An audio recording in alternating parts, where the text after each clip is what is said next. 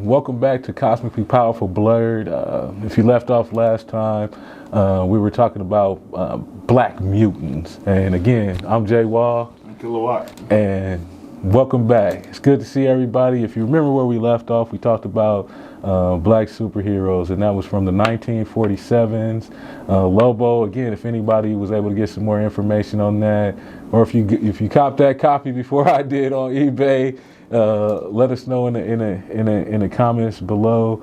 And so after that Lobo from 1965, it came Fantastic Four number 52, and that introduced Black Panther, right? And so we're going to talk about black mutants that came after that. So as you know, it was Black Panther, then it was Falcon. Thanks to Marvel Cinematic Universe, we know a lot more about black superheroes. So yeah, it was Falcon, then it was Luke Cage, and I'm gonna say this, and then somebody might get mad. I don't know how you even gonna feel about that. So I did watch that Luke Cage on on Netflix, and I was digging it at first, and then it just seemed to go downhill pretty quick. I don't know how you felt about it. I don't know how y'all feel. How'd you feel? Did you watch that? I watched the Luke Cage series on Netflix. That first season. Oh, wow. Amazing. That second season. Whoa, okay. Where are we going? Nowhere? Nowhere. Oh, we're going nowhere. We're not doing anything. Fast. Yeah, we're going nowhere fast. Fast. We're just making up. Now we're just making up stuff. Yeah. It was, So, yeah. No, I think, I don't know. I think I agree. It's a struggle. I mean, you kind of took the character and just started adding water. Just kept adding water until there was almost nothing left. Not like this.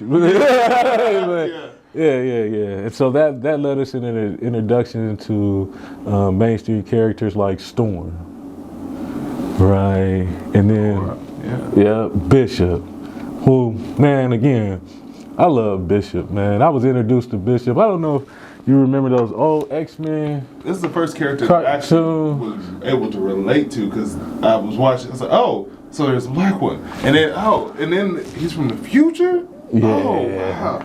No, that's actually, I think, of any comic book character I was able to relate to first, it was him, because I was able to see him in X-Men comics, the comic book series that played on in the 90s. Yeah, that's where I was first introduced to him. I collected Fantastic Four, but let's just be honest, those Fantastic Four cartoons were shit. They came out back in the day. No. Yeah. No. X-Men was like the epitome. Yeah. I will say Justice League though is probably the best cartoon, but that X-Men, I'm just saying that X-Men though it introduced, and then it also introduced those black mutants. It introduced me to Black Mutants, because I was reading the comics. I'd already read Weapon X, and kind of drifted like Omega Red. I was reading Omega Red comics and getting into it, but I never had seen anyone that was relatable as like a black mutant character. But when Bishop came onto the scene and then wanting to dig deeper, I was one of those kids who wanted to go to the Barnes and Nobles, find the encyclopedia and scroll through it, and find look at the powers and the abilities, but just looking at Bishop as a character, how well he was already developed just coming onto the scene, and also being able to, like, you could relate to him. Right. And so when you look at Black Panthers and the Storms and the Bishops and the Blue Marvels and the Misties, Cecilia, because they started introducing Black and Latino characters like Cecilia, and of course our favorite, well, one of my personal favorites, Miles. Miles Morales. I bought that on PlayStation 5. I still haven't played it yet because I'm still stuck on the first Spider-Man. And then now there's another Spider-Man coming out, but I understand. you know, Miles. And so when we talk about Black mutants, how important is it that people have seen that representation?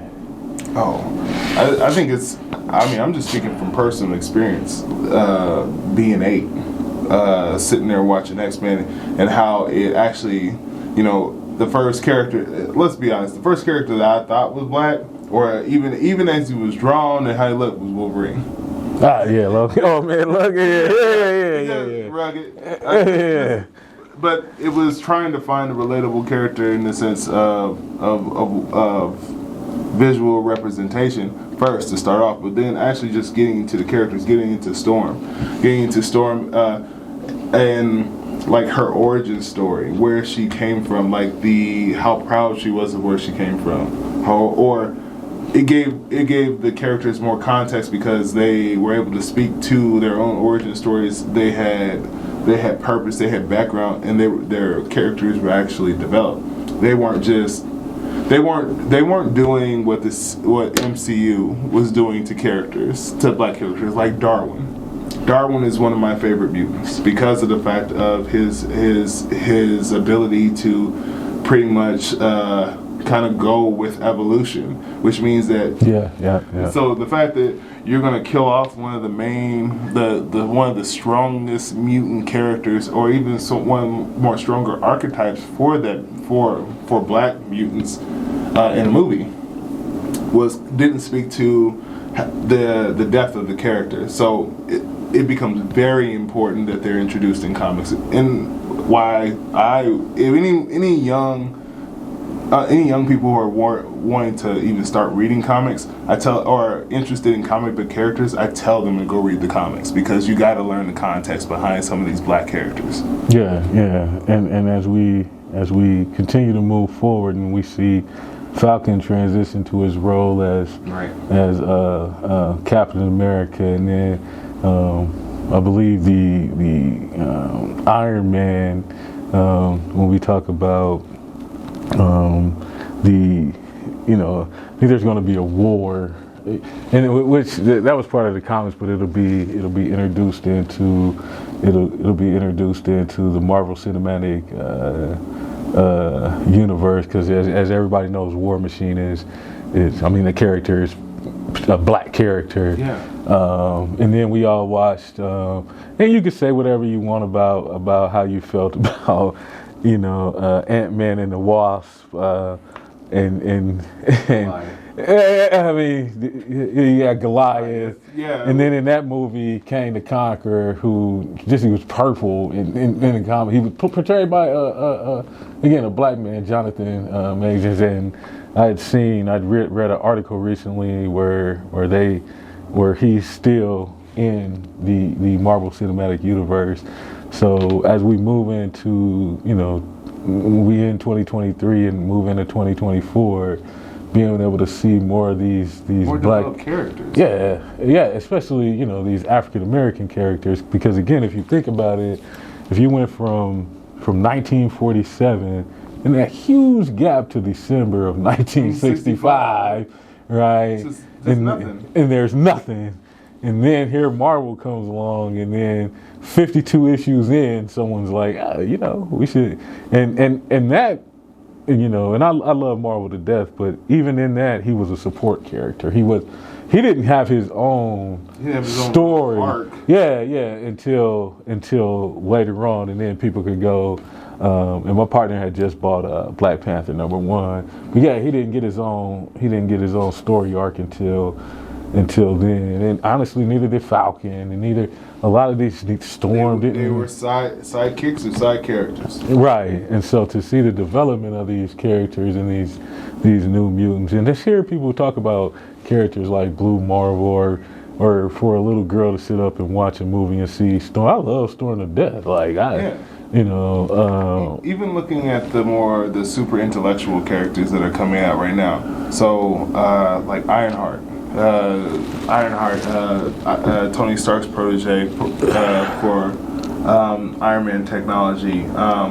Prodigy, this young mutant who has the ability to take on everyone's skills around him within a 10-foot radius. Like, speaking to, you start looking at these characters and the development of these characters and how their powers are huge, but you see them dealing with these interpersonal grievances that have to deal with how they look, how they're perceived amongst their peers. The fact that Prodigy works twice as hard to prove that he's smarter than anybody else because he doesn't want his ability to be the fact that I passed the test by being in the room with the teacher.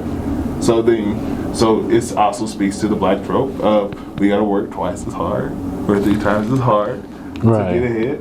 To even though we are gifted, that we're still working hard to be able to prove where our purpose and our existence in society. So yeah, these characters becoming more. Yeah, and it's nice to and I would like to say, and I don't know about you, I'd like to see more intellectual people of color in comics, much to the intellectual capacity of a Reed Richards, yes, or someone like that who or I mean in DC's case, a Lex Luthor. Yes, I give Lex the utmost respect. And so to see, and that's my hope, is that to see that continue to progress. But there's a lot of Black Mutants to love. There's lists out. There's list of one that deals with, of course, the X-Men, and because X-Men do bring a lot of diversity to the. Yeah, they really do. A lot more diverse than the Fantastic Four. I know it's pretty acceptable, but I get that. So hey, what we want you to do is leave your favorite Black Mutant down below in the comments. Whether it could be Voodoo, right? And like when we hear the word voodoo, like it could be Voodoo, it could be Bishop, it could be Storm, it could be Black Panther, it could be Ape-Man, right? Everybody liking Baka, right? As an anti-hero. Yeah. Comics, you get a whole different story.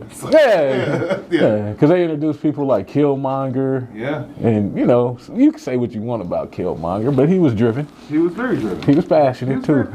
He came with a lot of facts. He did. I mean, he really did. Very factual individual. Yeah. And so, whoever your favorite Black character, whether they got the mutant gene or not, just list your favorite Black, even if that goes back to a Lobo and you found that fascinating due to maybe thinking that's the origins, or anybody who loves Black Panther and knew that they got their start as the first African American character in mainstream comic books. And since we brought up a lot of things today, so we're going to continue this topic in the next episode of Black Panther and the crew. We brought up Misty, we brought up T'Challa, talked about Luke Cage, and so stay tuned for that episode. I don't know if anybody's read it, so in the meantime, go look it up, get prepared for the next one. Again, I'm Jay Wall.